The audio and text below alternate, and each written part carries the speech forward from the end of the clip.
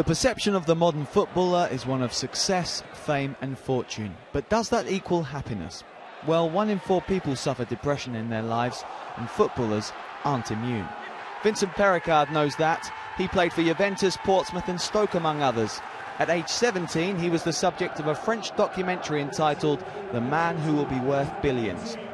At age 29, he'd retired after suffering severe depression for much of his career. Did you feel lonely? Yeah, very lonely. I think loneliness is one of the major factors in my career because I left my family, my friends, everything I was used to, obviously to go to a different country where I couldn't speak the language. I didn't know the culture, I didn't know anyone. Mentally, I had to deal with things I would have never expected to deal with. And this was very challenging and got me down very badly. Pericard sought help for his problems, yet for Germany goalkeeper Robert Enke, the illness had fatal repercussions when he took his own life in 2009. Former Peterborough and Norwich player Leon Mackenzie, like Enke, excelled on the pitch. And this is Mackenzie! Leon Mackenzie from Norwich City! Yet off it, things became very bleak. I was injured, my head was a mess. And I took it upon myself to the point of I didn't want to be here anymore. I took about 40 pills. I'm lucky to be sitting here with you, Tim. I'm lucky. What everyone has to understand is that I wasn't well, and I needed help, but I couldn't get it. I wasn't brave enough to say, I need help.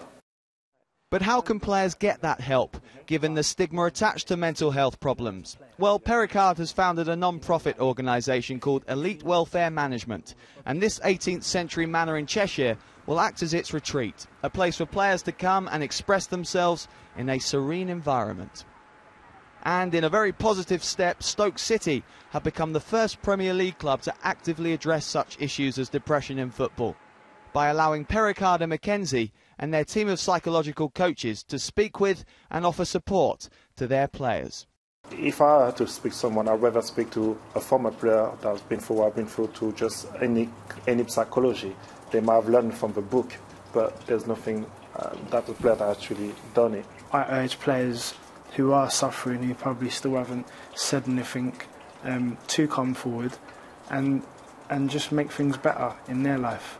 Because the moment you start talking, I find is definitely a healing process in your way forward.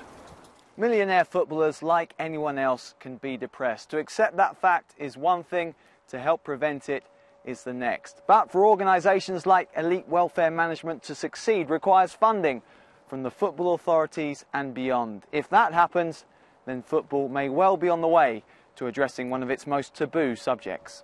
Tim Haig, BBC News in Cheshire.